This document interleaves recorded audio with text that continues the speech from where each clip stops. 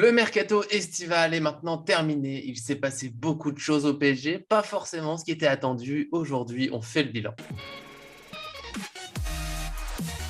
Bonjour à toutes et à tous, bienvenue dans ce PFD Crypt. Au programme du jour, un retour sur le mercato du PSG avec nos avis sur ce qui réussit ou non, parce que tout n'est pas forcément parfait. Et pour cela, je suis avec une belle équipe aujourd'hui, notamment Louis pour sa deuxième participation officielle, parce que la première ne compte toujours pas, je n'étais pas là. Est-ce que tout va bien? Salut à tout le monde. Oui, oui, moi j'ai en tête quand même une troisième participation, hein, quoi qu'il arrive. Mais oui, tout va très bien. Super mercato, on va en parler, mais oui, ça va. Merci. C'est un débat qu'on aura peut-être sur deuxième, troisième. Pour moi, c'est que la deuxième. En tout cas, c'est le deuxième avec moi, ça c'est sûr.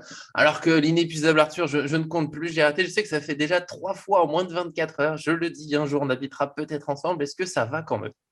Ah oui, je confirme les 3 fois en moins de 24 heures. Mais bon, dernière journée du mercato. Et je confirme aussi que c'est la troisième pour Louis, hein, puisque dans les montages, j'ai bien Ouais, vu 3 participations. Donc, en C'est tout cas, bonjour à tous les trois. Voilà, d'ailleurs, salut. Arthur, ça lui fait du bien qu'il y ait un peu d'autres gens. Je sais que dans le fond, il m'aime, mais à force, ça fait peut-être beaucoup. C'est pareil pour Erwin, il est là comme ça. On s'est fait un tête-à-tête en début de semaine pour débriefer un match. Là, il est revenu, il y a toute l'équipe, le procureur est là, le sourire. Est-ce que ça va? Je suis en roue libre. Bah, Moi, fin de écoute, moi, mercato, je suis parti. bah, écoute, moi, ça va très bien. Moi, je ne suis pas comme toi à dire, tiens, Louis, c'est fait que de participation. Pour moi, il a autant participé comme nous tous, donc ça va. Ah, pour Ouais, moi, bravo. mais j'aime compter petit à petit, voir les gens qui s'installent. En tout cas, Louis s'installe petit à petit, ça fait plaisir. C'est lui, d'ailleurs, je le dis déjà, qui commencera pour l'analyse. Mais avant de se lancer pleinement, comme d'habitude, je vous invite à mettre un j'aime sur la vidéo. Nous, ça nous fait plaisir, ça nous soutient, c'est une grande aide pour nous. Donnez aussi votre avis dans les commentaires hein, sur ce mercato. Nous, on va en parler, mais on sera encore ravis d'en parler avec vous après. Et pour bien faire ce bilan, eh bien, j'ai fait le bilan de tout ce qui s'est passé au PSG cet été pour pas qu'il y ait d'oubli. Attention, il y a une liste, soyez prêts. On commence par les départs. Alors, il y a eu ceux qui sont repartis à la fin de leur prêt, Moïse Kean et Alessandro Florenzi. Ruizati, il est parti à la fin de son contrat milieu de 18 ans pour signer à Barcelone, dans l'équipe B pour l'instant. On a prêté beaucoup de joueurs. Il y a Areola à West Ham, Kalimundo à Lens, Sarabia au Sporting Portugal, Bulka à Nice, Najera à Bastia, Innocent à Vannes, Pembele à Bordeaux et Baldé au Havre. Et seulement un joueur directement vendu, c'est Mitchell Baker pour 7 millions d'euros au Bayer Leverkusen. Côté recrutement, ce qu'on a certainement tous en tête, mais on ne sait jamais, un petit point, ça fait toujours du bien. En arrivée libre, on a Donnarumma, Ramos, Wijnaldum et Messi. Ça fait toujours bizarre de le dire. Achraf Hakimi a été recruté pour 60 millions d'euros. Et dans les dernières heures du mercato, on a eu Nuno Mendes pour un prêt payant de 7 millions d'euros avec une option d'achat de 40 millions d'euros. Ça fait quand même beaucoup de choses dans ce mercato. Moi, sur Twitter, je vous ai demandé si vous étiez satisfait ou pas de ce mercato. 92,8% des supporters sont satisfaits.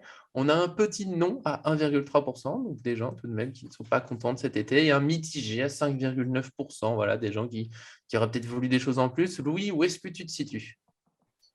Moi, il faut le voir de deux façons, ce mercato. Il y a le côté sportif et le côté économique. D'un point de vue sportif, il n'y a rien à dire. Les postes qui devaient être fournis le sont.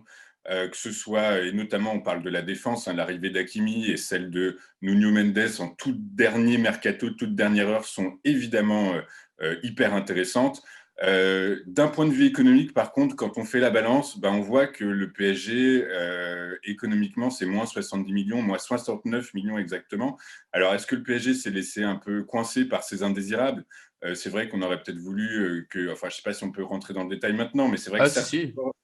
certains joueurs auraient pu apporter, auraient pu soulager la masse salariale un peu plus comme on l'aurait souhaité. Du coup, ça aurait permis peut-être d'améliorer, de faire un mercato encore plus clinquant et de faire de la place à un Pogba, par exemple. Et c'est peut-être ces 5% de mitigés estiment peut-être justement que les indésirables n'ont pas permis de faire un mercato encore plus clinquant. Mais sinon, en réalité, quand on lit les interviews d'un peu tout le monde ce matin, tout le monde est d'accord pour dire que ce mercato est très bon. C'est peut-être le meilleur mercato depuis 2010-2011. Du coup, attendons de voir ce que ça va être réellement maintenant sportivement, mais moi, je suis entièrement satisfait par ce mercato. Ouais, D'autres, allez-y, hein. on le savait que les indésirables auraient du mal à partir, hein. De toute façon, ça date pas de cet été. Déjà l'année dernière, c'était pour certains un peu compliqué. Leurs salaires sont énormes. En plus, parfois, on ne saisit pas totalement comment fonctionne Leonardo, enfin le board, étant donné que par exemple Kurzawa a prolongé de 4 ans. Donc ça l'invite pas forcément à partir l'année d'après, Ça réjouit notre procureur. même si évidemment ça ouvre la porte à un transfert, c'est ce qui était intéressant, mais un contrat de 4 ans, ben aussi ça installe le joueur presque jusqu'à la fin de sa carrière au PSG, quoi. Donc après, il y a pareil, même cas avec Julian Draxler. Alors moi, vous savez, j'aime bien Draxler, mais effectivement, il faut se rendre à l'évidence, les postes vont être totalement bouchés de son côté. C'est bien dommage parce que je pense qu'il peut avoir sa place dans cette équipe s'il se bouge un petit peu, comme il a pu le faire par moment dans certains matchs. Mais en tout cas, il a re-signé lui aussi un contrat. Donc forcément, si Leonardo comptait le faire partir, c'était compliqué. Et puis pour le reste des milieux de terrain, bah écoutez, moi je souhaite bon courage, pas forcément à Pochettino, parce qu'on l'a vu, des joueurs comme Gay, Verratti, Wijnaldum sont quand même vont être durs à être bousculés au milieu de terrain. Et bien c'est vrai que pour les Rafinha, Danilo Pereira, ça me paraît quand même un petit peu bouché. Donc, bon courage à eux pour essayer d'avoir du temps de jeu. En tout cas, il va y avoir pas mal de, comme on le disait en Ligue 1 pour certains clubs, pas mal de lofters qui vont se retrouver en tribune, comme on l'a déjà pu le voir lors du dernier match, parce que beaucoup d'arrivées quand même, parce que 6 arrivées, c'est pas rien. Finalement, peu de départs dans l'effectif réel, hein, à part Oui, c'est surtout des Sarabia jeunes qui sont et prêtés. Baker. Les autres n'étaient pas forcément dans les groupes. Donc forcément, c'est un groupe très, très, très large. Donc, pour moi, la balance économique, évidemment, elle n'est pas là, mais en même temps, on peut souligner aussi que sur les 6 recrues, il y a quand même beaucoup de joueurs qui arrivent libres, notamment Donnarumma. Voilà. Après Messi, Oui, Ramos, bon, ils sont plus âgés, mais ça n'empêche pas que ça va leur faire quand même une pige de 2 ans chacun, sans indemnité de transfert. Donc, certes, avec un gros salaire, mais sans les avoir payés. Et puis, Puis Messi, il y a des revenus. Hein, et aussi. puis oui aussi, après tous les revenus qui vont découler, c'est clair. Wijnaldum, pareil, hein, il arrive libre. Donc on peut dire que c'est quand même réussi économiquement parce que Hakimi, finalement 60 millions, on se rend compte que sur le papier, c'était pas facile d'avoir un arrière droit. Ça fait des semaines qu'on le cherche. Et puis Paris nous offre un super pendant à Hakimi sur le côté gauche, voilà, avec des grosses qualités, peut-être même encore meilleur défenseur, avec moins d'expérience et peut-être moins de maturité que Hakimi, mais en tout cas, il va certainement faire son trou à gauche. Donc, l'avenir est assuré sur les côtés. Un poste toujours dur de recruter, je trouve. C'est clair. Je pense que vous avez tout dit et je suis pas totalement d'accord avec ce que vous avez dit depuis le début, à savoir que c'est vrai qu'il y a une part de mitigé dans le sens où, alors oui, d'accord, on a fait quand même pas mal de joueurs en prêt, etc. Ah, pas en prêt, mais des joueurs libres, ça c'est très intéressant parce que c'est pas souvent que le Paris Saint-Germain fasse beaucoup de joueurs qui viennent gratuitement.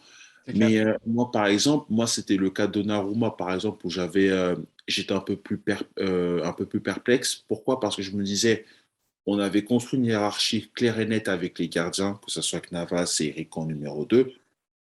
Tu as même prolongé Navas, tu as acheté Rico. Pourquoi tu prends Donnarumma finalement? Même si c'était une opportunité, que c'était Ouais, mais c'est ça. gardien qui a été clairement convoité par Leonardo depuis très longtemps. Mais ce que je veux dire, c'est qu'au niveau de la hiérarchie, ça pèse un peu problème. Donc au final, on va se retrouver avec plusieurs gardiens, ok, mais qu'est-ce que tu vas en faire du reste, quoi?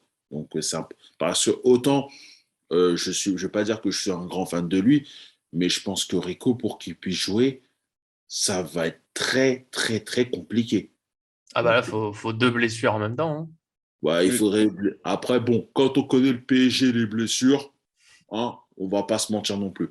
Mais après, concernant les autres achats que nous avons faits, notamment que ce soit Messi, Ramos, etc., je pense que Mercato, il est bon dans le sens où, comme vous l'avez dit, on a enfin comblé en fait les 2 postes qui étaient nos plus gros points faibles depuis probablement 2015-2016, on va dire. Parce que quand on voit que depuis Maxwell, on n'arrivait toujours pas à avoir un vrai latéral gauche décent.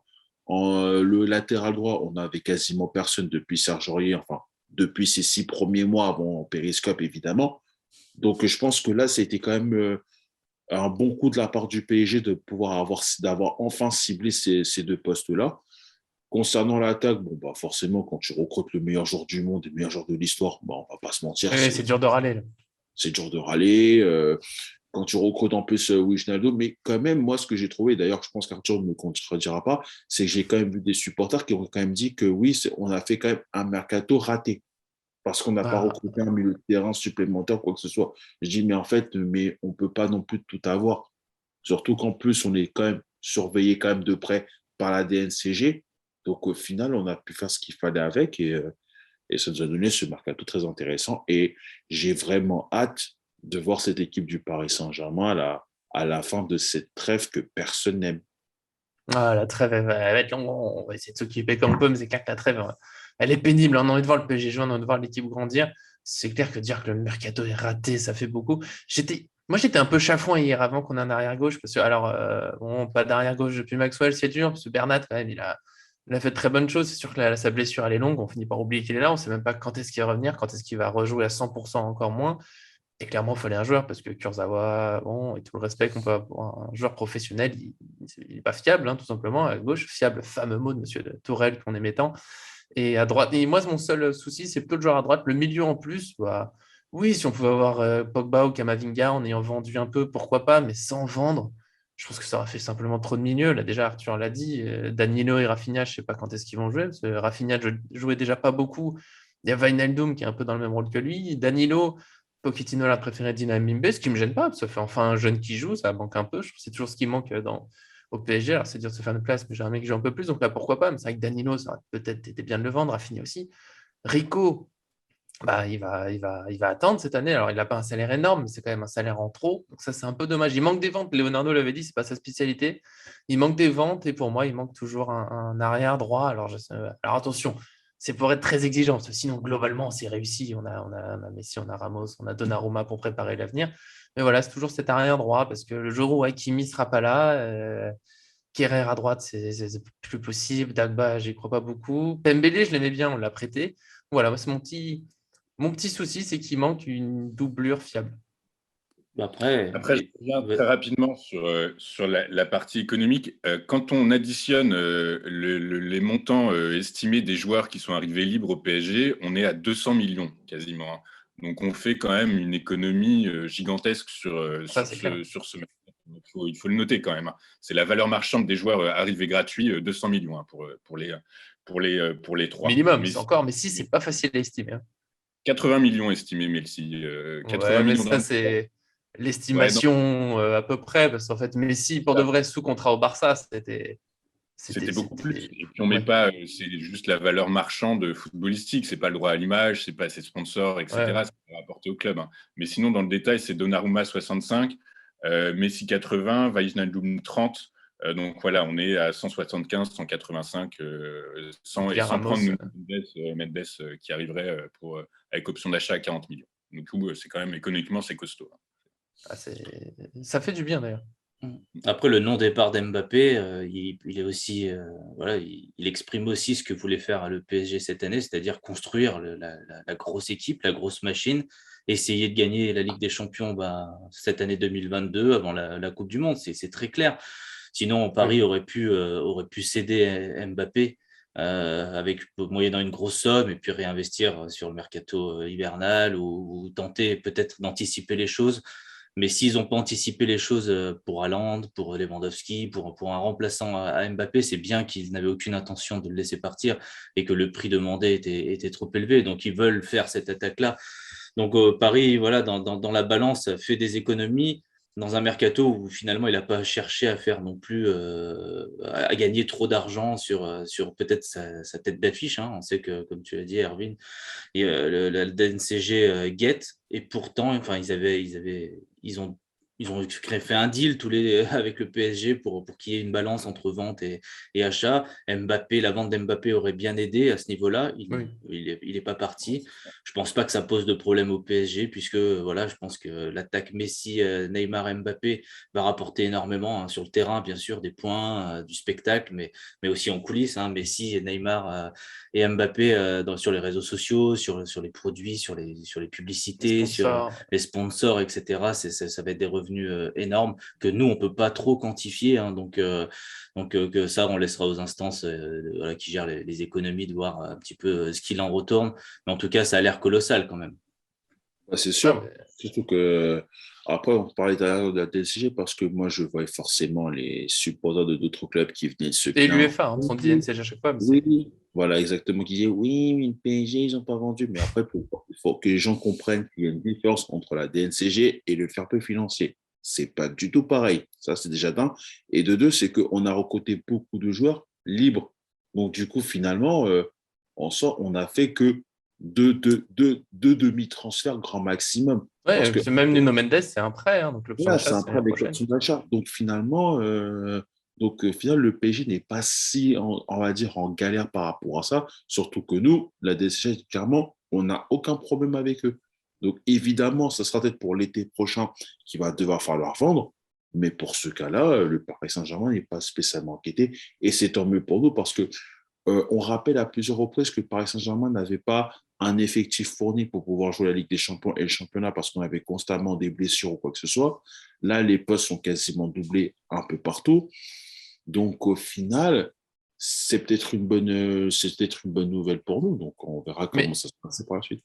alors, il y a toujours eu trop de blessés, surtout l'année dernière, mais j'ai peur qu'il y ait eu un petit traumatisme de l'année dernière avec toujours 10 blessés. En même temps, c'était une année exceptionnelle. Est-ce qu'on n'a pas quand même un peu trop de joueurs à Paris pour cette saison? Regarde des équipes comme City, comme Liverpool, qui ont pratiquement deux à trois équipes dans leur effectif. À un moment donné, je veux bien qu'on me dise que oui, d'accord, il faut un certain niveau pour les 11 titulaires, je suis d'accord, mais il faut surtout avoir un banc, en fait. Et on l'a vu, par exemple, la saison dernière, c'est qui nous a vraiment fait défaut. C'était nos titulaires qui se blessaient souvent et le banc qui n'était pas assez omniprésent qui pouvait faire la différence. Peut-être que cette année, ça va probablement changer dans le sens où les joueurs vont avoir quand même une prise de conscience entre le fait d'avoir raté le championnat et d'être éliminé de peu par Manchester City. Là, ils se disent probablement que là, cette année, avec un effectif bien plus fourni et un peu plus consistant par rapport à la saison dernière, si tu as l'occasion de pouvoir chercher tous les trophées en étant vraiment sérieux et concentré, bah, du coup, ils vont tout faire pour le faire. Ouais, au PSG, tu as raison, hein, Nico, hein, il y a beaucoup, beaucoup de joueurs. Et en plus, voilà, il y en a certains qui peuvent être déçus potentiellement que Kamavinga ou Pogba en plus soient pas arrivés. Je trouve qu'au milieu de terrain, notamment, il y a trop de joueurs, évidemment, mais dans les joueurs, comme le dit Erwin, qui ont le niveau pour enchaîner, on va dire, sur des gros Au matchs, plus haut niveau, etc., ouais. pour compenser, finalement, il n'y en a peut-être pas tant que ça, puisque voilà, on a vu un Gay qui fait un super début de saison. On sait que Paredes, à le niveau international, quand il le souhaite, et ça dépend contre qui il joue, mais Ouais, il est un peu irrégulier quand même. en tout cas, il a quand même le niveau pour compenser. Verratti, on n'en parle pas. Wijnaldum aussi. Ensuite, Danilo, on sait que c'est un grand joueur. Donc là, voilà, je viens de citer tous les postes, on va dire, sont plus ou moins doublés au milieu de terrain. Herrera, pardon, j'ai oublié aussi Herrera qui est capable de jouer N'oublie pas, mon Herrera. qui est capable de jouer un peu dans n'importe quelle configuration et qui apporte certaines garanties. On l'a vu, voilà. Donc pour moi, les postes sont quand même doublés au milieu de terrain. Ça fait beaucoup de monde, mais Paris veut clairement pallier, potentiellement à des blessures. Après, si on regarde offensivement, je trouve pas qu'il y ait non plus un effectif pléthorique, hein. Au niveau qualité, on n'en parlera pas là, parce que je pense que tout le monde est Oui, les d'accord. titulaires, ça va. Il y a pas de souci, mais par contre, c'est vrai qu'en quantité, on l'a vu, Icardi, Neymar l'année dernière, c'est moins de 50% des matchs joués. Messi, bon, il va sûrement enchaîner les matchs, mais à 34 ans, il n'est pas à l'abri d'une blessure. Icardi, donc, on va voir ce que ça donne cette année, mais en tout cas, il est capable de faire des belles choses, mais il faut encore qu'il le prouve, hein, comme il a fait à son arrivée. Bien sûr, Mbappé, bon, il n'y a pas de souci, il va rester, il va tout donner cette année. De toute façon, il n'a pas vraiment le choix. Donc, mais il y a pas énormément de remplaçants. Quand on voit que Kalimundo finalement est parti en prêt, il n'y a pas beaucoup de solutions. Sarabia qui pouvait aussi jouer un peu neuf, il n'y a pas beaucoup de solutions. Finalement, il reste Di Maria sur un côté. On sait que potentiellement, il pourrait aussi intégrer le milieu de terrain. Vas-y. Vas-y. Et par rapport à Di Maria, il y a un truc qu'il ne faut pas oublier, c'est qu'il est en fin de contrat à la fin de la saison et mine de rien, il va peut-être commencer à être un peu sur la pente descendante aussi. Ah, mais oui, clairement, hein. Et puis voilà, c'est vrai Je l'année crois en dernière. mon Di Maria. Moi Après, aussi, j'y crois personnellement. Oui, on y croit, oui. peut-être qu'il a pas les 60 matchs dans les pieds et c'est ça aussi qui est à noter. Donc voilà, je trouve que et défensivement, bah, ça dépendra du système. Mais évidemment, il manque peut-être un latéral droit, même si, comme je te l'ai dit, hein, il faut rappeler quand même que Sergio Ramos est un latéral droit de métier. Ça fait très C'est longtemps vrai. qu'il n'a pas joué au poste. Mais bon, on avait vu Herrera très bien le faire. Bon, de toute façon, je pense que Pochettino, il va gérer ça avec Kerrer et Dagba, comme il l'a fait en fin de saison dernière. toute façon, on ne pouvait pas non plus avoir doublé tous les postes à un niveau international comme à gauche. Que c'est vrai que Bernat, s'il revient en forme avec Nuno Mendes, ça va quand même être très intéressant. Et puis bon, deux grands gardiens. Je ne parle même pas des remplaçants, parce que les remplaçants, clairement, comme Sergio Rico, il était prévu qu'il parte, ça ne s'est pas fait. De toute façon, il ne sera même pas dans la liste de Ligue des Champions, parce qu'il va falloir mettre Le Tellier pour les joueurs formés en Pour les France. joueurs formés, ouais. Donc, je pense qu'il va vivre une saison assez compliquée. Je pense qu'au mercato hivernal, il va avoir le temps de se retourner. Donc effectivement très, très large. Mais en même temps, si on regarde, les postes sont plus ou moins doublés de partout avec des joueurs quand même qui peuvent compenser. Donc ça, c'est plutôt chouette. Donc, c'est la grande satisfaction. Moi, j'ai cherché des petites bêtes, mais vous me repoussez à chaque fois. Parce que globalement, je suis satisfait. J'essaie juste de trouver voilà, les petits points.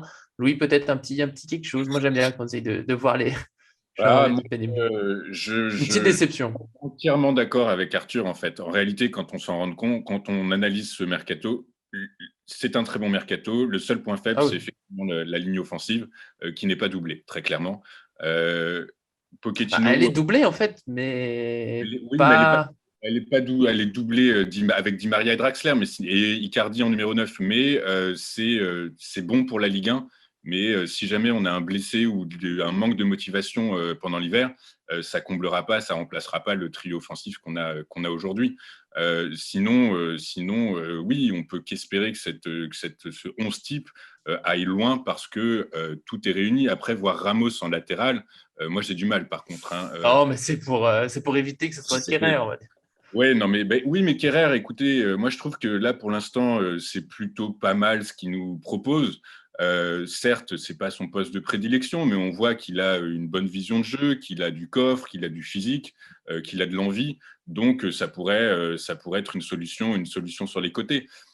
Moi, je trouve que l'équipe est plutôt complète et c'est hyper encourageant. S'il y a un bémol, ouais, il y a peut-être un petit bémol, c'est encore une fois concernant l'attaque, c'est quid de la motivation de Kylian Mbappé. Alors certes, jusqu'à maintenant, en pleine transaction, en pleine tractation, il a montré qu'il avait toujours la tête au terrain. Là, quand même, il ne faut pas oublier qu'il s'est pris un gros vent par les dirigeants du PSG, quand même, en réalité, hein, qui lui ont dit clairement non, mon coco, tu vas honorer ta dernière année de contrat. Il va être à la tête au négo jusqu'au 1er janvier, même tout au long de la saison. Hein. En réalité, il ne faut pas oublier que les dirigeants du PSG vont lui tomber dessus quasiment toutes les semaines maintenant, hein, puisque ce qu'on lisait avant, c'est qu'il avait été un peu oublié par Leonardo et consorts dans les négociations pour le prolonger. Hein. C'est Roten qui disait ça, qu'il n'y avait eu que 2 ou 3 rendez-vous proprement axés sur ce point-là depuis Attention quand même à ce que dit Roten. Attention à ce que dit Roten, on est d'accord. Mais en tout cas, bon, on imagine que de toute façon, il n'a pas été collé au corps. Là, cette année, pendant 6 mois, il va dormir avec Leonardo dans son lit. C'est évident. Leonardo a un contrat à la main et un stylo pour le faire signer. Donc, s'il y a peut-être un petit doute, c'est effectivement quid de Kylian Mbappé, de sa motivation. Est-ce qu'il ne va pas vouloir faire payer ce refus des dirigeants au PSG, au club? J'y crois pas une seule seconde, mais dans l'irréel, l'imaginaire, peut-être qu'il pourrait se montrer un peu capricieux à C'est vrai l'avenir. que c'est un peu capricieux, ouais. Mais après, je pense qu'Mbappé, il avait clairement, enfin, c'est pas lui qui l'a dit officiellement, mais d'après ses représentants, etc., il comptait clairement honorer sa dernière année de contrat sans aucun problème, en fait, qu'ils ne comptaient pas rentrer au clash avec le PSG. Ils ont dit eux-mêmes, même si Mbappé ne partait pas au Real, bah, il n'allait pas rentrer au clash. La preuve, on l'a vu là, dimanche dernier. Bon, ok, c'était contre Reims, on va être d'accord, mais on voyait la façon dont il était démonstratif, etc. On en parlait avec Nico le lendemain, comment il était vraiment content d'avoir marqué, etc. Donc, on sentait quand même que il voulait clairement profiter de cette année avec le PSG. Et après, d'ailleurs, s'il peut partir en bon terme, c'est ce qu'il voudrait faire. Donc, évidemment, il ne voudrait pas être celui qui va aller au clash pour quoi que ce soit. Après, évidemment, ça sera une autre façon de voir comment ça va être géré en interne, surtout par rapport à la prolongation. On va approcher du mois de janvier. S'il n'y a pas de nouvelles, ça va peut-être être un petit peu particulier. D'ailleurs, je peux comprendre apparemment qu'il avait refusé encore une énième offre de prolongation à plus de 45 millions d'euros par an ou un truc comme ça. Mais maintenant, ça reste à voir comment ça va se passer. Oui, parce qu'a priori, donc bon, si on comprend bien, si on lit entre les lignes, Mbappé veut quitter le PSG, il veut jouer au Real, il va honorer sa dernière année de contrat. Donc maintenant, en réalité, dans sa tête, il est libre. Il sait qu'il va arriver libre au Real de Madrid. Donc, bon, c'est acté. Je crois qu'il faut se dire que c'est la dernière saison d'Mbappé au PSG. C'est triste, c'est dommage, mais au moins on pourra se dire qu'on l'aura vu jouer avec Neymar et Messi. Et gagner la Ligue des Champions en plus. Alors, Ça, c'est autre chose. Les deux sont avec nous, mais oui, effectivement. En tout cas, c'est Lizarazu qui disait ça ce matin sur France Info. En gros, il dit que Mbappé a raison d'honorer sa dernière année de contrat parce que l'équipe est exceptionnelle, hyper compétitive. C'est la meilleure attaque du monde sur le papier et que les chances sont réunies pour que cette année, enfin, le PSG gagne la Ligue des Champions. Sachant que Lizarazu a toujours été très critique envers le PSG. Il n'a jamais dit que le PSG était doté d'une équipe exceptionnelle les saisons passées. Pour qu'il le dise cette année, c'est qu'effectivement, et puis on n'a pas besoin de Lizarazu pour le savoir, de toute façon, quoi qu'il arrive, cette année, on a ce qu'il faut pour aller au bout, quoi. Moi, je crois à la grosse saison d'Mbappé, justement, parce que comme ça, comme il arrive à la fin, etc. Lui, dans son tempérament, ce qu'il veut, de toute façon, c'est marquer l'histoire. Donc, il va saisir chaque seconde, chaque microseconde de son temps passé au PSG pour essayer de la marquer avec Paris, avant d'aller à Madrid pour essayer de la marquer avec Madrid. Donc, pour moi, je le vois faire une énorme saison. Après, oui, j'ai peut-être un petit bémol après janvier, en fonction voilà, si son contrat est signé avec Madrid. Je pense que ça va pas être simple non plus au stade. Après, voilà, ça on verra sur l'instant. Ça risque d'être peut-être un peu plus compliqué, mais on l'a vu que, en tout cas, sous la pression des derniers jours, il a fait quand même. C'est un des meilleurs joueurs de l'équipe de Paris sur ce début de championnat. Il est prêt tout le temps, très tôt. Finalement, l'année dernière, c'est lui qui fait une grosse fin de saison, qui aide Paris quand même. Donc voilà, à la fin, quand on tirera le bilan, il ne faudra pas non plus être forcément trop dur. Hein. Avec les contrats, etc., on sait que parfois on est attaché, mais bon, les joueurs, c'est des joueurs. Hein. On pourra lui reprocher sa communication, mais pas son envie d'aller au Real Madrid. Et ça, il faudra peut-être qu'on s'en souvienne, parce qu'il aura quand même donné beaucoup, beaucoup pour Paris. Bon, là, je parle comme si tu étais déjà parti. Hein, mais... Oui, on est en 2022, qu'est-ce qui s'est passé? Mais d'un côté, si lui, il va peut-être être justement particulièrement motivé sur cette saison, s'il a dans l'idée de partir l'année prochaine, de se dire, voilà, là j'ai une équipe exceptionnelle avec moi, je peux gagner tous les trophées, dont la Ligue des Champions, pour partir du PSG, parce qu'il a envie de jouer au Real, c'est un rêve, on peut le comprendre, mais il n'a pas aucune affection pour le PSG non plus, il l'a déjà dit. Et je pense que partir sur une Ligue des Champions gagnée, bah pour lui, ce serait la meilleure façon de faire. Peut-être que du coup, ça le motive, même si là, il y a eu l'envie de partir, il y a eu la possibilité. Mais c'est vrai que bon, peut-être qu'il va bouder par moment, peut-être qu'il y aura 2-3 tensions. Peut-être en janvier, c'est mon petit doute, c'est le mois de janvier. Mais comme on l'a déjà dit, comme vous l'avez dit sur les premiers matchs, là, ça ne s'est absolument pas vu qu'il avait envie de partir. Encore là, dimanche, quand il marque, c'est la grande joie, alors que, entre guillemets, c'est que rien. C'est pas comme s'il était en train de briller en Ligue des Champions. Donc voilà, il est juste content de marquer avec le PSG, content de gagner. Et je pense, à part si vous avez notre idée, que voilà, on a essayé de faire le tour de ce mercato, j'ai essayé de trouver voilà, les petites bêtes, de trouver des petits points faibles. Finalement, ce qu'on peut retenir, je pense, c'est qu'il y a eu, voilà, il y a toujours des petites choses qu'on peut améliorer. On est un peu fou. Ah, Louis qui lève la main, vas-y. J'ai un petit bémol, moi, quand même, encore. Encore. Vas-y. On n'est pas resté on n'est pas resté dessus. C'est Nuno Mendes, sachant, alors effectivement, très bon joueur, a priori sur le papier, bonne valorisation, mais n'oublions pas qu'il a que 19 ans, qu'il a fait une saison, allez, 3/4 de saison l'année dernière au Sporting, qu'il n'a pas encore un poste clairement défini. Alors certes, il joue à gauche, mais au cours de la saison, il a été arrière gauche, puis un peu plus haut, milieu gauche. Du coup, est-ce que c'est vraiment un si bon recrutement ça? Est-ce que finalement, on n'est pas recruté quelqu'un dont on ne connaît rien, juste une valeur, une valorisation, quelque chose dont on n'est pas très certain? Je regardais ses stats, donc moi, en toute honnêteté, je n'avais pas entendu parler de lui jusqu'à il y a quelques jours. Donc je suis allé voir ses stats et c'est là que j'ai vu que le mec, en pro adulte, il a que 29 matchs, un but, une passe décisive. Alors certes, il fait partie de l'équipe qui remporte le titre au Sporting. Là, ils ont tout gagné l'année dernière au Sporting. J'ai pas réussi à voir si les buts arrivaient plutôt de son côté ou pas, mais en tout cas, je dirais que le peu de statistiques qu'on a, elles sont pas très parlantes parce que quand on regarde les résultats du Sporting l'année dernière, ils ont perdu un seul match contre Benfica. Du coup, pour analyser la défense, c'est difficile. Donc, moi, je mettrais quand même un petit bémol sur Nuno Mendes. Certes, c'est probablement un espoir, mais et Leonardo nous a habitués avec le recrutement de Verratti à avoir un œil pépite extraordinaire. Donc, quand même, malgré tout, crions pas victoire si vite. Ne disons pas que le côté gauche défensif du PSG aujourd'hui est fourni. Attendons un peu. N'oublions pas, comme tu l'as dit, Nicolas, Bernat, a un début de date de retour. A priori, il a repris l'entraînement collectif il y a très peu de temps. On n'est pas sûr que son physique suive. Donc, moi, sur le côté gauche de la défense, je mettrais quand même un petit bémol pour la saison qui vient. Moi, je dirais ça Je aussi, dis mais juste rapidement, et je laisserai après Arthur, il a fait un édito pour notre site, alors je laisserai répondre forcément sur No Mendes, mais je rappelle que pour moi, c'est forcément mieux que Kurzawa, parce que Kurzawa, je fais un blocage, je dis difficile peut-être trop de de faire bêtises. pire en même temps. Et au moins, c'est un prêt payant, certes, de 7 millions d'euros, mais l'option d'achat, c'est pour l'année prochaine. Donc, si au pire, vraiment, ça ne va pas, bah, le PSG aura fait une petite tentative. Voilà, je laisse quand même Arthur répondre un peu sur No Mendes. Voilà, il l'a présenté. Pour moi, c'est le spécialiste ici du No Mendes. Bon, bah écoutez, Nuno Mendes, je vais pas non plus faire le footix de base, m'enflammer et dire que ce sera forcément parfait, merveilleux, etc. Mais c'est vrai qu'il y a quand même des points positifs à noter de cette arrivée. Déjà, premier point, il est très jeune.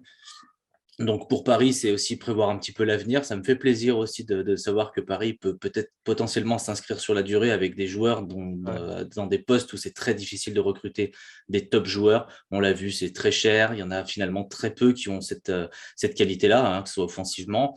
Défensivement, pour Nuno Mendes, je vais y revenir. Effectivement, il a un très gros coffre, hein. Il ressemble beaucoup à Hakimi dans son style. Bien sûr, il n'a pas l'expérience qu'a Hakimi, et qu'il n'a pas non plus les statistiques d'Hakimi, ça paraît évident. Je suis totalement d'accord avec Louis. C'est vrai que dans l'édito, j'ai eu du mal à trouver vraiment des statistiques qui pourraient corroborer un petit peu cette attente qui est faite autour de lui. Mais quoi qu'il arrive, quand même, tous les témoignages qui s'accordent à dire que Nuno Mendes est un sacré joueur en devenir, qu'il a des qualités de vitesse, de combativité. C'est un joueur qui lâche rien, qui fait des retours défensifs. Donc même quand il est pris dans son dos, ça peut être un petit peu son défaut. Il arrive à compenser un peu comme Hakimi avec un gros retour défensif et peut-être même une meilleure solidité défensive en 1 contre 1, j'entends, notamment. Il apporte certaines petites garanties en même temps qu'il apporte certains doutes, hein, effectivement, pour son âge et son inexpérience. Niveau statistique, il a peu finalement de statistiques concrètes, mais j'ai vu quelques matchs et j'ai pu regarder quelques vidéos. Il a un sacré pied gauche, alors un pied droit inexistant, on va pas se le cacher, Ouais, mais mais c'est un gaucher, on connaît ça. il a un sacré pied gauche. Il est capable de perforer toute une équipe par une passe sur le côté, par des passes qui sont vraiment tranchantes et qui sont très précises. Il a une bonne qualité de centre. Donc après, voilà, si on fait le lien un petit peu avec qui va jouer devant lui, hein, sûrement des top joueurs, ça peut être aussi des bonnes combinaisons, notamment un joueur qui est réputé pour être finalement très bon dans le petit jeu, dans le jeu vraiment sans espace. Il est capable de sortir du pressing et d'avoir cette qualité-là. Donc ça colle parfaitement avec le PSG. Après, je suis d'accord avec Louis, va falloir attendre, hein. On parlait potentiellement de bilan aussi de mi-saison. Donc évidemment, il faudra aussi juger à ce moment-là, ne pas oublier Bernat, hein, qui, on le rappelle, quand même avant sa blessure, était quand même un joueur qui performait à Paris. Pour moi, un des meilleurs joueurs de Monsieur l'équipe. but en Ligue des Champions. Monsieur but en Ligue des Champions, et puis pour moi, finalement, un des meilleurs joueurs, hein, dans cette équipe-là, qui apportait pas toutes les garanties défensives, mais en tout cas offensivement, qui faisait un bien énorme dans ses combinaisons avec Mbappé notamment.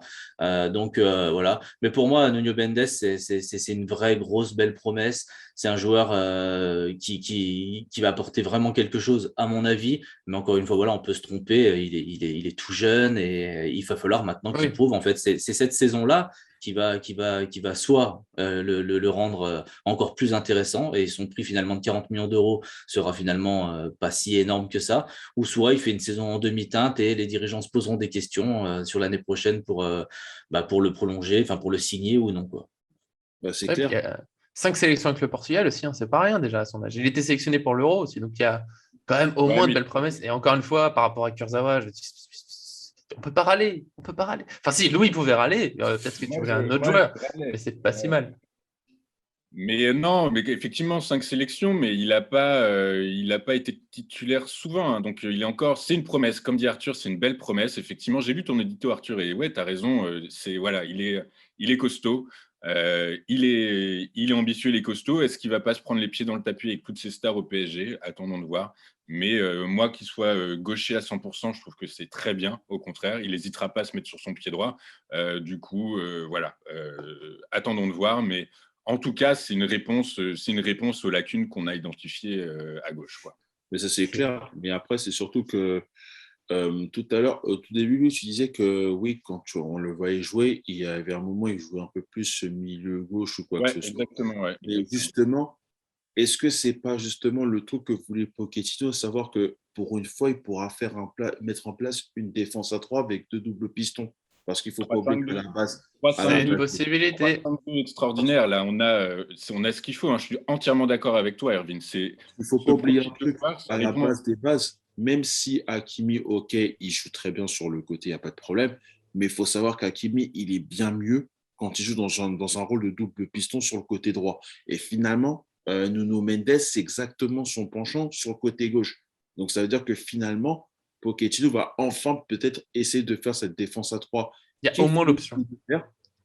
Et c'est pour ça que finalement, il faut toujours être en mode de se dire qu'on a quand même beaucoup de joueurs, c'est-à-dire qu'on a plusieurs types de compositions possibles qu'on peut effectuer au Paris Saint-Germain. Là, tu peux faire une défense à 3, je sais pas, tu peux mettre Marquinhos, Kipembe, Diallo ou Sergio Ramos dans la défense à 3. Tu Par fais exemple. un piston avec Mendes et comment s'appelle Hakimi. Au milieu de terrain, tu garderas toujours Verratti, car cette assise avec Gay, ça sera plus simple. En attaque, tu verras avec les trois comment ça peut se passer. Donc, au final, tu as quand même des possibilités en plus pour la saison.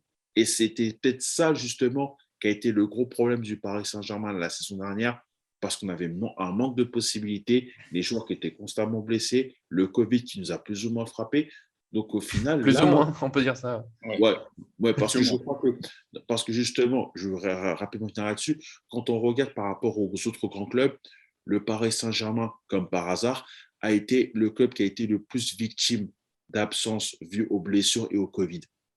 Je crois que si on doit compter en moyenne, je crois qu'on a compté plus de 310 absences sur les 56 matchs que nous avons joués la saison dernière, ce qui est quand même assez énorme pour le coup. Bah, disons qu'à un moment, quand on présentait l'équipe pour les matchs, quand il n'y avait que 5 absents, on était plutôt contents.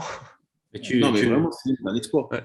Tu parles des absences, exploit. des trous dans la défense quand Paris se prend des buts contre Nantes, c'est ça? La belle époque. Quand on a perdu quoi 2-3 fois contre les derniers de Ligue 1, ils sont passés. Enfin bon, c'était une autre époque. Il y a eu un grand mercato. Est-ce que cette fois, je vous le demande directement, parce que Louis, voilà, on est allé sur une fin, puis Louis a soulevé un dernier point. Est-ce que vous avez un autre petit bémol à essayer de trouver dans ce mercato qui est quand même globalement réussi? Je pense qu'on a été tous d'accord là-dessus. Moi, je suis un bémol en fait, mais c'est vraiment juste un bémol de trop. C'est par rapport au fait aux autres joueurs qui ont préféré rester. Et ça, c'est le problème, c'est qu'on a vu la différence entre des joueurs qui voulaient partir pour avoir du temps de jeu, c'est le cas de Sarabia, et d'autres qui préféraient rester, quitte à ne même pas avoir du temps de jeu, mais qui sont tellement confortables avec leur salaire de millionnaire qu'ils sont comme ça. Et ils se disent que ça vaut On ne parlera pas de Kurzawa qui a refusé d'aller au Galatasaray, qui a bloqué le dossier avec Lyon. On ne va pas en parler. non, mais c'est pas que ça, mais ça, je trouve que c'est quand même assez problématique dans le c'est sens déménager, c'est stressant et tout. mais justement, et là, je prends par exemple le cas de Kurzawa, quand tu te dis dans ta carrière, tu t'es quand même fait bench, enfin, sur le banc, pour ceux qui ne comprennent pas l'anglais, tu t'es fait quand même sur le banc par Maxwell, par Yuri Berchiche, par Bernat, par Bakker, par même à un Diallo. moment donné, par Diallo, qui en plus, c'est même pas son poste. Même à un moment donné, on a même pensé à mettre Kerrer sur le côté gauche, c'est qu'il y a vraiment un problème quelque part. Mais au lieu de te dire peut-être que, je sais pas, ça te permet de te relancer, sachant qu'en plus, tu es aussi un ancien international français, peut-être que ça peut être récupéré, pourquoi pas en équipe de France, eh ben non, tu restes là. Et tu continues à faire des prestations de merde. Et les dirigeants n'ont rien trouvé d'autre que de le prolonger, avec l'espoir de le vendre, c'est ce que vous disiez, mais qui va en vouloir? Il était intéressant en prêt avec un salaire assumé à 50 ou 100% par le PSG. Après, sa prolongation, pour revenir là-dessus, rapidement, sa prolongation, c'était voilà, la période Covid. Le PSG voulait recruter un arrière gauche, n'y arrivait pas, il fallait des Français dans l'effectif et ça a été le. Bon, bah, allez, En plus, soyons fous. Le salaire, Nico, il n'y a pas vraiment de logique. Je ne dis pas que c'était forcément la meilleure idée. Je dis que sur le moment, il voulait voilà, garder un arrière gauche, il voulait un joueur français, ça remplissait les deux critères, les autres joueurs étaient impossibles à recruter. Et maintenant, on verra. Peut-être qu'il se relancera. Peut-être qu'il partira enfin cet hiver. En tout cas, je pense qu'il va jouer très peu. Peut-être que ça va l'aider à partir cet hiver, justement, de voir qu'il y a un recrutement. Ça fait 5 ans qu'il doit se relancer, je te rappelle. Hein. Ah non, mais se relancer autre part. Se relancer chez nous, c'est fini. Quand on voit que Pochettino il termine le match avec Kimpembe côté gauche, bon, Je me dis que si Kurzawa il est 3 4e dans la Non, mais hiérarchie, Il ça, était blessé. Il était blessé. et quand tu te dis Oh. même que notre entraîneur vise à utiliser Abdou Diallo, qui n'est même pas latéral gauche comme latéral gauche, c'est qu'il y a un problème. Ah, ça, mais on espère qu'il partira cet hiver. On va pas repartir sur Kurzawa. Si vous avez un vrai bémol sur les choix du PG, là, les joueurs qui font leurs choix bizarres, bon, hein, je pense que la vidéo a déjà bien duré. On va pouvoir arrêter là. Globalement, on a essayé de trouver des petits défauts. C'est quand même, on le redit, globalement réussi. On n'est pas là pour dire que c'était raté, même si on a parlé de défauts, mais c'est parce que souligner pendant une demi-heure que c'était un bon mercato, bon, bah, ça n'aurait pas servi à grand-chose. En tout cas, on se retrouvera très bientôt dans une nouvelle vidéo. Peut-être enfin l'interview évoquée il y a une semaine avant que le mercato s'emballe. Elle est toujours prête. Vous finirez par la voir. Il faut s'abonner en activant la cloche pour être sûr d'en rien manquer. Et puis bien sûr, merci à Louis pour aujourd'hui, même si il relance des débats quand j'essaie de conclure. Mais bon, je l'aime bien quand même. Ouais, puis j'en ai d'autres en fait, des sujets là, mais bon, j'ai compris On fera des vidéos à partie. pour une prochaine. Mais en tout cas, j'étais Voilà. ravi d'être avec vous pour ma troisième. Hein, Deuxième. et puis voilà, ben, en tout cas, ouais, ravi d'avoir échangé avec vous. C'est cool. Ouais, bah, toujours avec plaisir pour cette deuxième participation de Louis à notre podcast. Merci aussi à Arthur l'inépuisable. Je vais essayer de le laisser un peu en repos. Si on peut sortir l'interview, lui, il sera un peu tranquille. On s'est beaucoup vu, je sais qu'on s'aime, mais quand même, des fois, faut un peu d'espace personnel. bah, écoute, déjà, je tiens à remercier Louis pour sa 3e participation. Ensuite, bah, merci à tous les trois. C'était cool de pouvoir débriefer le mercato. Et pour moi, un petit soulagement. J'avoue que ça se termine et qu'on laisse place à la saison maintenant. T'as pas aimé quand on faisait des podcasts sur le prêt de Boulka à Nice et tout, c'est palpitant, c'est des grands moments. Un grand souvenir, et je le dirai pour la vidéo quand même, qu'on a fait cette fameuse vidéo du prêt de Boulka. Arthur n'était pas chaud, mais le soir même, Messi quittait le Barça et quelques jours après, il était au PSG. Est-ce qu'on a eu raison de faire cette vidéo? Est-ce qu'il y a un lien direct? Certains diront oui, d'autres me le refuseront. Moi, je suis un peu fou et j'y crois. En tout cas, je remercie Erwin aussi pour sa présence aujourd'hui. Voilà, le procureur qui a eu besoin de tacler un peu Kurzawa sur la fin de vidéo, je peux comprendre, mais globalement, tout va bien. On était content de l'avoir avec. Non, mais c'est un plaisir toujours d'être là et puis surtout d'avoir eu ce plus ou moins beau mercato quand même et qu'on se retrouve vite pour pouvoir enfin débriefer avec une victoire de cette équipe-là, évidemment.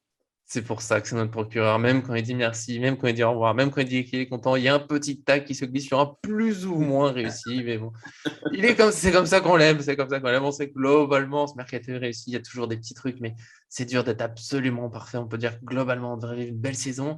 On devrait la vivre tous ensemble. Ça va d'être le maximum présent. Comme je l'ai dit, il faut s'abonner pour ne rien manquer. Merci à tous et à très bientôt.